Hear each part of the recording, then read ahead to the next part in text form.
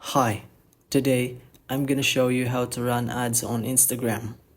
First, open your Instagram app, then head to your profile page.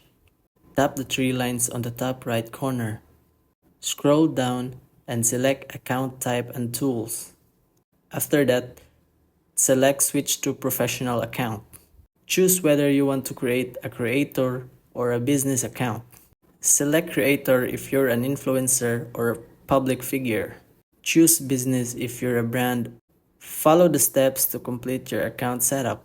Once done, you are now in professional account. Select a post that you want to boost and click this button.